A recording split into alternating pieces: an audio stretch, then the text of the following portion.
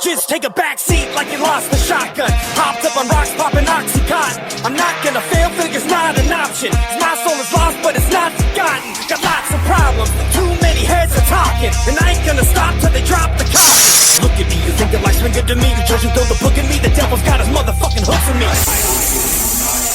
One's a zero, one's undead. Trying to find a reason, it's hard cause it's static. The situation, getting a little fucking drastic. Cut these bitches up like I used to be an addict. Shots to the dope, it's a fucking automatic. Got a trigger in my head and a mouthful of bullets. Buddy, this is yet another episode of Moments with Madman. It's your boy, Madman Murray. I'm here with Madman Moses as normal. And today we're going to do something a little bit special, a little bit different today. What's going to happen is we're going to review, do some watch-alongs with Madman Mark Moses' Street Beefs and Cage Wars fight his entire career.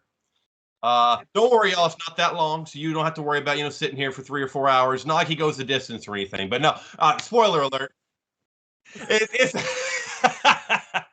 But no, we're going to go through, we're going to talk to Madman himself about these fights, let you get the inside look and perspective on the fighter. We'll see how you feel after this. All right, so we're going to kick it right on off. But before we actually do, you know how we do. Wild Madman Murray had his debut singles match at Classic Championship Wrestling in Fort Smith, Arkansas this past Saturday. Hey man, I got questions about that. So how'd that all go? I heard, like from being your friend, like I'm in on the Yiggy, but let the people know how the travel went, bro. Oh man, the travel was the absolute worst. If I wasn't doing something I absolutely love to do, I would never take Amtrak again. That was horrible. I spent more time in delays and sitting at fucking stations waiting for my next train than I actually did traveling. Spent about 4 days on the train combined total. Horrible. And people, if you got young ass children and you're traveling with them things, running up and down the aisles, screaming at all hours of the night, ain't fucking cute. Put them motherfuckers to sleep. It's bedtime. That's all I gotta say about that. He got fans, man. Like, he's just alienating. Like, what? Look, telling you, brother. Look, Madman Murray, I'm gonna tell it to you straight. That's what y'all don't ever have to worry about me trying to shoot some bullshit at you. I'm gonna tell it to you straight how I feel. I get a lot of people ain't gonna like the way I talk or the way I feel. Fuck you. I don't care. That's great. I'm glad if you're spending your time to watch us in general, but I got enough friends. So let's. After all of that, man, I'm going to kick it over real quick to Madman Mark Moses, let him give you a quick synopsis, a review about what we're about to watch, based off what I told you anyways. Then we're going to get right into it because, we got to put ourselves over first. I done shit on him enough. It's time to get some response. So, fuck off. This is going to be, like, to some, the epitome of narcissism. Like, the epitome of that. Yeah. But like if you know me behind the scenes, you know how cringeworthy I'm even gonna be at some of these. Like there's a lot of backstory behind some of them. We're gonna get into some of it. You know what I mean? Like enough to cover like what the circumstances were before and after each fight. I got a lot of hatred, later from being like, a guy who lost a lot. But you'll see from all these fights as we watch along, and I will have footage while we're talking about it, bro. Is like the level of violence, and I never took a fight that's looked easy. Yeah. It was always a giant. It was always the biggest guy there, and I always tried to make a mark, even though no matter how sick I felt, no matter how much in pain I was, no matter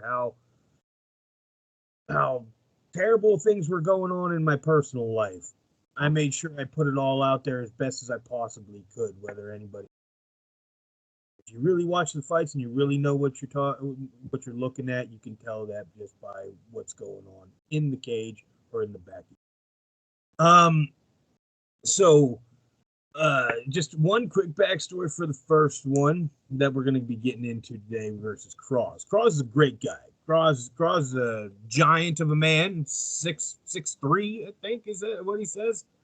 And over 300 plus pounds at the time. I was 270. I was coming off of being real sick and had a lot of personal problems going on at the time. And like a buddy of mine exposed me to Street Beefs.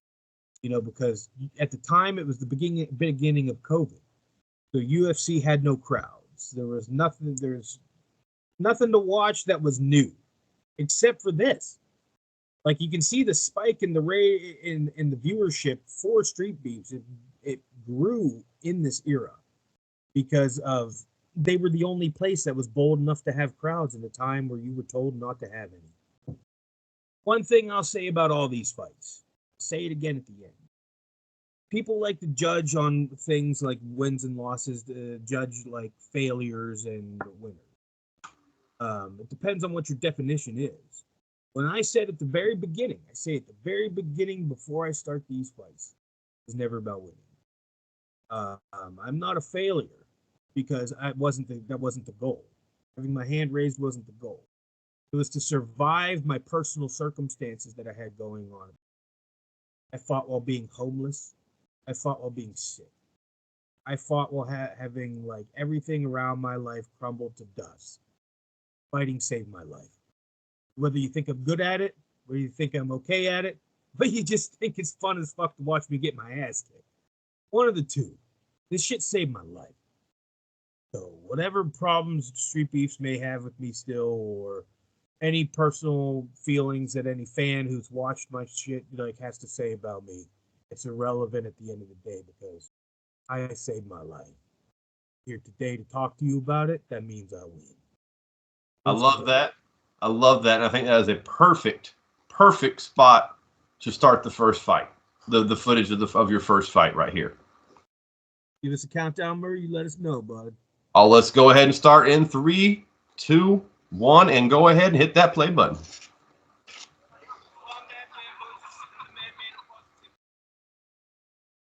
All right. Here we go. We got Madman Moses says you're 5'10", 275. How accurate is that? Pretty accurate that first day. I weighed myself before I went to the fights. Some of the other ones ain't so much. Okay. We got Crozz at 6'3" and 300 pounds on the nose. On the nose. He was over that. I'll tell you that right now. He's a great cat. He's gone on to do some really cool things in the MMA world. Good. That's good to hear. Yeah, Now tell everybody this gentleman we got talking right now, introducing himself, and is that the owner? Is that who's that? He's the owner, the showrunner, the man himself, Chris Wilmore, Scarface. He, this is the man who, for a long time we got along.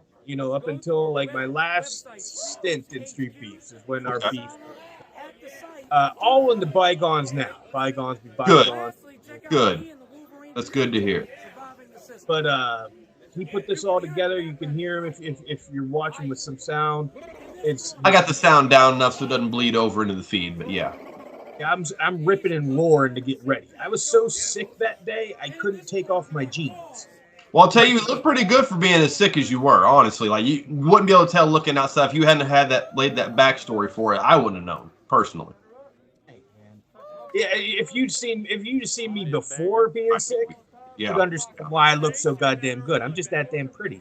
Also why you just rushed forward like that and put him against that cage. He was dropping them downward elbows. He looked like he was going 12-6 on you, so they had to stop that real quick. That's exactly what happened. I didn't even notice. Honestly, me personally, I don't really care about a 12-6. You know what I mean? It's not going to break you any harder than a normal elbow than a fucking a slice. A 3-9. You know what I mean? Yeah. It's going to hurt regardless. And there you go. I mean, you're eating some strikes coming in. Definitely. Oh, yeah. You definitely at this point again. It's your first fight. Boom. Good takedown. Good single leg. Not great on the follow through, but you're green at this point, man. It's your first one in there at this type of fight. Them jeans were tight as fuck.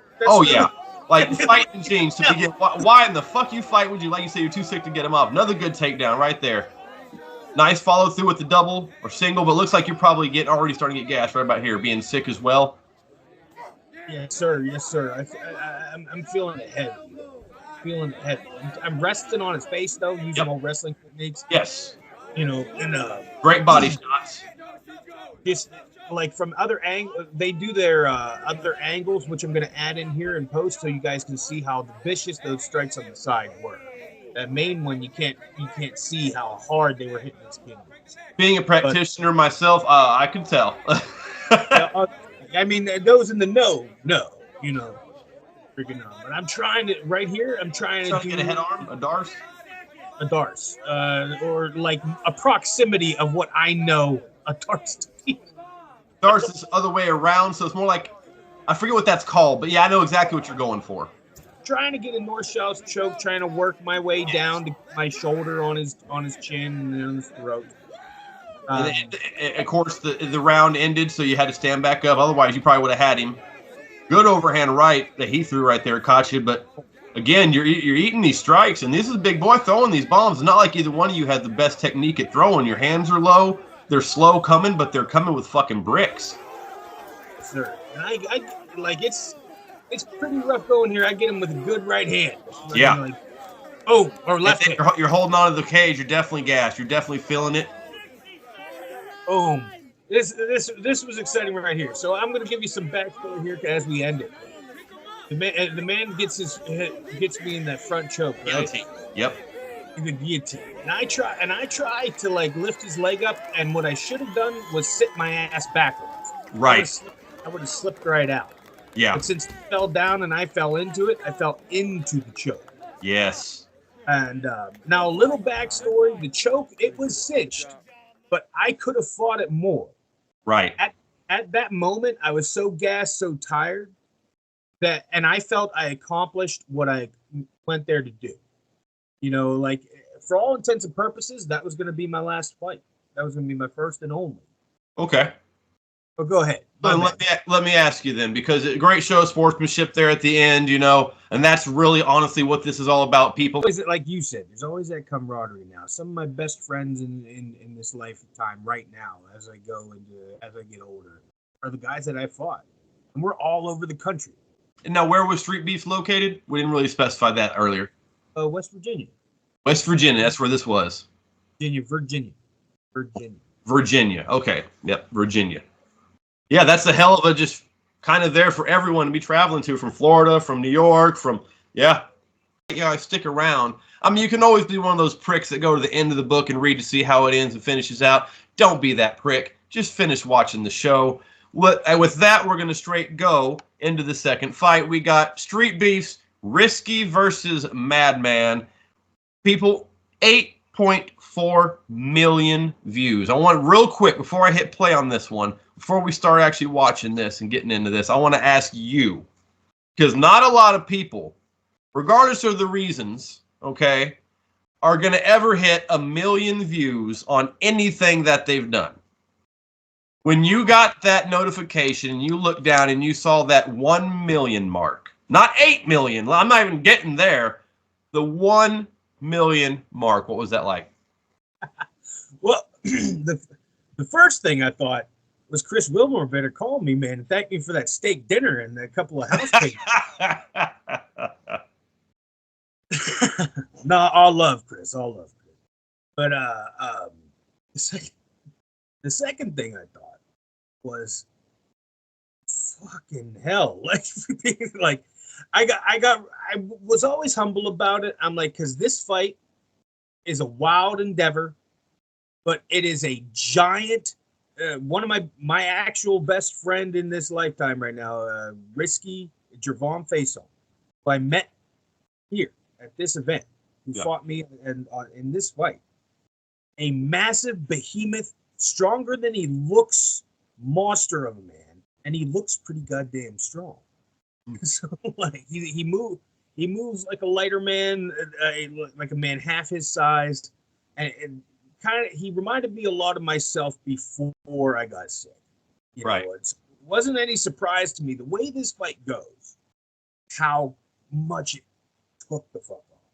You'll see as you watch this. This fight is two giant men who can move fast, who hit hard, and one just happens to hit a whole fucking hell of a lot harder than the other one. And with that, another great segue. We're gonna go ahead and hit this play button and check this one out, y'all. And as it's going, one thing I'll say too, brother, like this fight and the next two ones after this, the next Street Beef fights, led to me being the most viewed fighter in 2021, I believe it was. The most viewed, like, just because of COVID. Because COVID was, like, not a lot of people were watching the YouTube UFC. Right. And now we've got you here at 5'9", so an inch shorter and 275. How accurate is that? Not accurate at all. I'm not wearing the right shoes, man. Now, this one, Chris is a little extra long-winded in this thing, and he kind of forgets our names, you know. He tends to do. Friggin' and it was a scorcher this day. It was like, cool. It's the Madman. I had to tell him my name. I was all upset. Like, damn it, come on. You already fucking know, brother. What you come on now. Oh, man. Now, Risky's gloves he's wearing are gloves I gave to him to fight me. You supplied the weapons of your destruction. All right, here we go. And we starts out. I mean, it's great. He came right at you. You weathered the storm and came right back and started getting them vicious body shots. It's a good shirk right there when he had that single collar tie. Boom, but covered up nice, but you're backing up straight back. You always got to circle out, brother. For those that know and the know, you got to circle out. Never go straight back. Oh yeah, this is where things start to go awry. You know, yes. like right here. It's boom, that big right hand that spun you around. Yep. And he's bringing those from fucking hell to heaven. Those things are coming down. Woo! He's trying to knock me the fuck out, right? Boom. He's got a great front choke there. He slings you down on the ground, but you're still surviving. You're still hanging in there. Now, health-wise, how were you for this fight? This one, I was actually recovering. This is the healthiest I felt out of all my fights. Okay. It kind of shows because even though you're eating a lot of shots, you were still fighting back. You're still pushing through. And I feel like if you'd eaten this many shots in your other fight, it might have ended sooner. Hell yeah. He's a state champion wrestler in North Carolina as well. Ooh. So it's real hard to get up from getting down, you know? Oh, I know that all too fucking well. And as fast as that was, I want to take a minute while they're raising our hands just to explain. Absolutely. So when I came running out, the plan was a Superman pass. But he hit me before I made contact. Yeah. It was donk, and I was like, what the fuck? He threw me off, and that's the best I've thrown my hand you know, like at that point, you know, as far as like I've been training on the heavy bag. It was only a month in between fights, 1 month. Yeah. So, like I had been recovering, you know, a little bit more, felt less sick. When we got to the double go for the punch, little anime shot right there. Yeah. We're both heading for a haymaker. I was actually heading for a boss root and clothesline, but my limbs are so short and I'm so stupid at this point that that's not the strike to go for. Yeah. And as I go in, he's coming in for a haymaker. So he's aiming for my head and I'm aiming to hit my forearm on the side of his head. Yeah. And that fight, I wore the jeans again because it was part of the gimmick. But I had gimmicked jeans that time. I had the stretchy ones. Okay, there you go. That's why you can move a little better. Yeah. And I had actual wrestling shoes on, you know, instead of my tennies.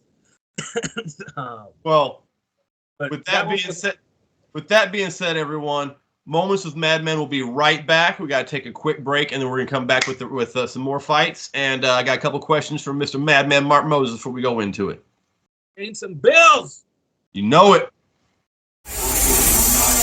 One's a zero, one's undead. Trying to find a reason, it's hard cause the static, the situation